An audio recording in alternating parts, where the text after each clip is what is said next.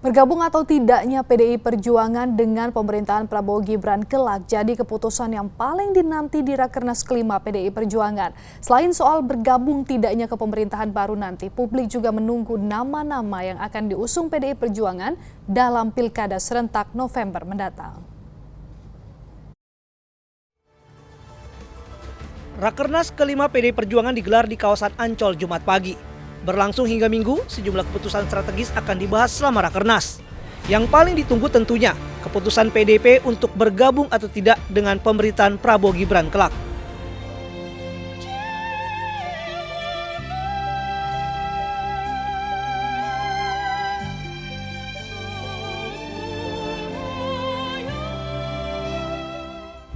Terkait hal ini, Sekjen PDI Perjuangan Hasto Kristianto mengungkap, masukan dari kader di daerah akan didengar untuk nantinya diputuskan saat kongres partai.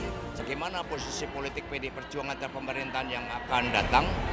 Dalam Rakernas akan menerima masukan dalam pandangan umum DPD partai yang telah menyerap aspirasi dari arus bawah. Tetapi secara empiris pengalaman selama ini, sikap pemerintahan PDI Perjuangan tersebut baru diputuskan dalam kongres partai. Mengingat pemerintahan baru kan juga baru terbentuk pada tanggal 20 Oktober yang akan datang.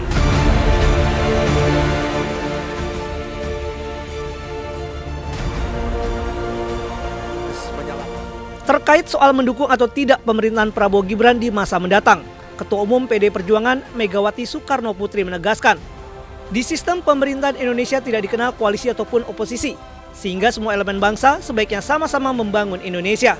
Harus di-stressing bahwa banyak sekali mereka yang salah. Karena dalam sistem ketatanegaraan kita, boleh tanya pada Pak Mahfud, sistem kita adalah presidential system. Jadi bukan parlementer. Jadi sebetulnya kita ini tidak ada koalisi lalu oposisi. Provinsi dan kabupaten kota. Begitu kita tetap harus gotong royong, harus bersatu padu. Kan itu tadi. Ya kan? Harus bergotong royong, harus bersatu padu. Berani, semangat perjuangannya harus tetap berkobar. Ada 3 poin utama yang dibahas dalam Rakernas. Selain soal sikap politik partai dalam pemerintahan mendatang, juga evaluasi program dan capaian partai, serta persiapan dan konsolidasi jelang Pilkada serentak 2024. Kepala daerah yang diusung PDIP akan mempelajari terlebih dahulu berbagai persoalan yang tengah dihadapi masyarakat.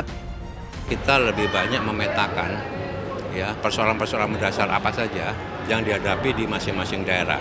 Tentu persoalan di Jakarta misalkan berbeda dengan persoalan mendasar di Sumatera Utara.